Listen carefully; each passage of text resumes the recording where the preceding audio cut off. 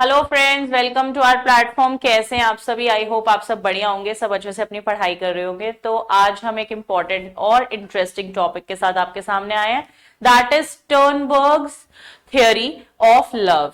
अब ये थियोरी के बारे में आपने शायद पहले ज्यादा नहीं पढ़ा होगा, क्योंकि एक ही बार इससे क्वेश्चन हमें डीएसएसबी में आया हुआ है, बट आया हुआ है तो आगे भी आ सकता है। तो आज हम इस इंटरेस्टिंग थ्योरी के बारे में पढ़ेंगे। हाँ जी, रॉबर्ट स्टर्नबर्ग जिनके बारे में आपने इंटेलिजेंस में काफी कुछ पढ़ा होगा। इंटेलिजेंस में ट्रायर्किक थियोरी, त्रितंत्रीय सिद्धांत जो मैंने आप लोगों को पढ़ाया था, वो भी इसी से रिलेटेड था। रॉबर्ट स्टर्नबर्ग ने एक अपनी बुक लिखी थी जिसका नाम था बियॉन्ड आईक्यू। उसमें उस ट्रायर्किक थ्योरी के बारे में आपको पढ़ाया गया था। तो आइए आज पढ़ते हैं हम स्टर्नबर्ग की ट्रायंगुलर थियोरी ऑफ लव। ये जो थियोरी है रॉबर्ट स्टर्नबर्ग ने दी थी। ये है रॉबर्ट स्टर्नबर्ग, जो कि हमारे एक अमेरिकन साइकोलॉजिस्ट हैं, और इन्होंने इंटेलिजेंस, क्रिएटिविटी, कॉग्निटिव स्टाइल और लव पर काफी काम किया है। इन्होंने triangular theory of love the है, जिसमें इन्होंने प्रेम के 3 घटक बताए हैं, और ये 3 घटक इंपॉर्टेंट हैं। पहला है इंटीमेसी, दूसरा है पैशन और तीसरा है कमिटमेंट।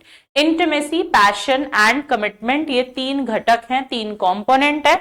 तो सबसे पहला इंपॉर्टेंट पॉइंट तो यही है कि इन्होंने किन 3 घटकों के बारे में बात करी है: निकटता, आकर्षण और प्रतिबद्धता। Intimacy, passion and commitment.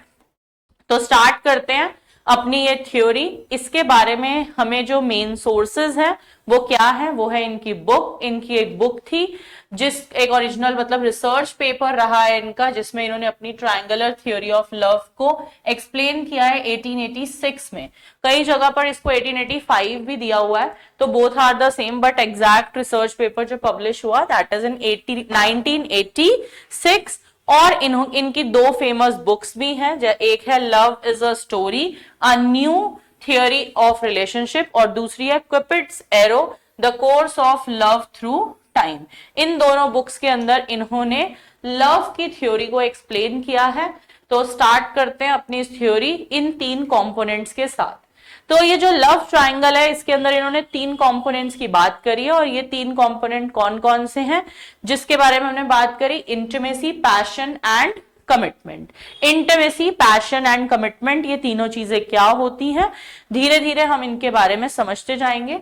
Intimacy is nothing but a closeness. जब आप क्लोजनेस की बात करते हैं, लाइक बेस्ट फ्रेंड्स, वो सब इंटीमेसी में आता है। Passion is like attraction toward someone, and commitment is like decisions. जो आप किसी को अपनी कमिटमेंट दे रहे हैं, वो किसके अंदर आएगा? प्रतिबद्धता के अंदर, कमिटमेंट के अंदर। तो इंटीमेसी सिर्फ एक क्लोजनेस है, एक बॉन्डिंग है रिलेशनशिप को लेके, जिसमें ट्रस्ट, केयर, सपोर्ट, अंडरस्टैंडिंग, ये सब इसी में आएगा। मुझे आप पे विश्वास है, मैं आपको समझ रहा हूं, मैं आपकी केयर कर रही हूं, मैं आपको सपोर्ट कर रही हूं, वो सब इसी, मतलब मुझे आपके साथ सेफ और समझा हुआ फील होता है, सेफ फील हो रहा है, ये इंटीमेसी है। बेस्ट फ्रेंड्स इसी के अंदर आते हैं। इसी तरीके से अगर पैशन की बात करें तो रोमांस, डिजायर, अट्रैक्शन, एनर्जी, ये सब चीजें किसके अंदर आएंगी? पैशन के साथ इसमें फिजिकल अट्रैक्शन, रोमांस और इमोशनल एक्साइटमेंट भी होती है। आपसे मिलने में बहुत एक्साइटमेंट रहती है। ये जो एग्जाम्पल्स हैं ये पैशन के हैं। तो क्लोजनेस की अगर सिर्फ बात करी जाएगी, ट्रस्ट, केयर, सपोर्ट की बात करी जाएगी, तो वो इंटीमेसी है। लेकिन अगर फिजिकल अट्रैक्शन, रोमांस की बात करी जाएगी तो वो पैशन है। कमिटमेंट क्या है? प्रतिबद्धता क्या है? कि जहां पर आप इन सब चीजों के साथ साथ स्टे कनेक्टेड भी हैं, मतलब आपका लव तो है लेकिन आप लंबे टाइम तक उन चीजों को मेंटेन कर रहे हैं, like loyalty, like responsibility, future planning, stability. ये सब चीजों के बारे में जब आप सोच रहे हैं कि हाँ मैं इस पर्सन के साथ हूं, तो मुझे स्टेबल रहना है, आगे के भविष्य के बारे में सोचना है कुछ स्थिर, और मैंने तय कर लिया है कि मैं आपके साथ ही रहूंगी या आपके साथ ही रहूंगा, तो ये क्या है? कमिटमेंट है, प्रतिबद्धता है। तो ये 3 कंपोनेंट को इन्होंने जोड़ा स्टर्नबर्ग ने, और उन्होंने बोला इन 3 कंपोनेंट में से क्या होता है, किसी पर्सन में सिर्फ एक है, किसी में कोई 2 है, किसी में तीनों है। इसी से इन्होंने 7 टाइप के लव को एक्सप्लेन किया, और वो 7 टाइप के लव के बारे में अब हम पढ़ेंगे। वो कौन कौन से प्रेम के प्रकार हैं? तो सबसे पहला है लाइकिंग। लाइकिंग जो है इंटीमेसी, केवल निकटता, जो बेस्ट फ्रेंड वाली बात मैं आपको बता रही थी, इसके अंदर क्या होगा, friendship like love with no emotional closeness and no commitment.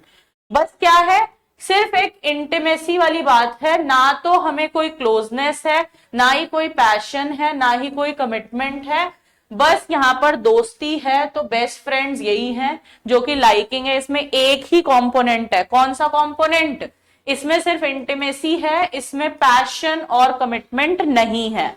सिर्फ इंटीमेसी है, पैशन और कमिटमेंट नहीं है, तो वो लाइकिंग है। इनफैक्चुएशन क्या होता है, जहां पर सिर्फ और सिर्फ पैशन है, मतलब फिजिकल अट्रैक्शन है, ना ही कोई लव है, ना ही कोई चीजें, जैसे आप बोलते हैं love at first sight, love at first sight इसी में आएगा। ये बहुत जल्दी फेड आउट हो जाते हैं, क्योंकि आपको सिर्फ एक फिजिकल अट्रैक्शन है, ना ही कोई कमिटमेंट है, ना ही कोई ट्रस्ट है, ना ही कोई केयर है, तो उसे हम क्या बोलेंगे, इनफैक्चुएशन। तो पहला हो गया लाइकिंग, लाइकिंग में सिर्फ क्या है, इंटीमेसी, और इनफैक्चुएशन में क्या है, सिर्फ पैशन। क्लियर। फिर है एम्प्टी लव, एम्प्टी लव में है सिर्फ कमिटमेंट, सिर्फ कमिटमेंट दी है, ना कोई क्लोजनेस है, ना कोई इंटीमेसी है, ना कोई पैशन है। जैसे कि शादी तो कर ली और वो शादी एक लंबे समय तक चलती भी जा रही है, क्योंकि कमिटमेंट करा था कि हाँ शादी करनी है बस, लेकिन ना कोई इंटीमेसी है, ना ही कोई पैशन है। तो ऐसा रिलेशनशिप चलता जाएगा बिना इंटीमेसी पैशन के। जैसे कुछ रिश्ते सिर्फ जिम्मेदारी के लिए निभाए जा रहे हैं, तो वो एम्प्टी लव है, खाली प्रेम है। ठीक है। इसी के साथ साथ चौथा इन्होंने बताया रोमांटिक लव, जिसमें इंटीमेसी और पैशन दोनों है, लेकिन कहीं ना कहीं कमिटमेंट नहीं है। जैसे अभी नए नए रिलेशनशिप की शुरुआत हुई है, तो इनफैक्चुएशन भी है, ट्रस्ट भी है, लव भी है, केयर भी है, लेकिन हाँ आगे तक की कोई कमिटमेंट नहीं है, तो उसे हम क्या बोलेंगे, रोमांटिक लव। तो उसे क्या बोला गया है, रोमांटिक लव। कंपैशनेट लव, जिसमें इंटीमेसी और कमिटमेंट है, लेकिन पैशन नहीं है, पैशन बहुत कम है, मतलब फिजिकल अट्रैक्शन नहीं है, उसके अलावा दोनों चीजें हैं। तो deep friendship, long term bonding है, लेकिन पैशन बहुत कम है। जैसे कि एक पक्का और मैच्योर रिश्ता की बस हम चीजों को चला रहे हैं, लॉयल्टी से चला रहे हैं, आगे तक चलाएंगे, स्टेबिलिटी को फोकस करेंगे, बट किसी भी तरीके की इंटीमेसी यहां नहीं है। फिर है फैक्चुएट लव, जल्दबाजी वाला प्यार, जिसमें पैशन और कमिटमेंट है, लेकिन इंटीमेसी नहीं है। तो यहां पर जैसे एकदम से देखा, लव एट फर्स्ट साइट वाली चीज तो थी, बट साथ साथ कमिटमेंट भी दे दी। ठीक है, एकदम सडन शादी हो जाना, सडन मैरिज हो जाना, वो सब किस में आएगा, फैक्चुअस लव के अंदर आएगा।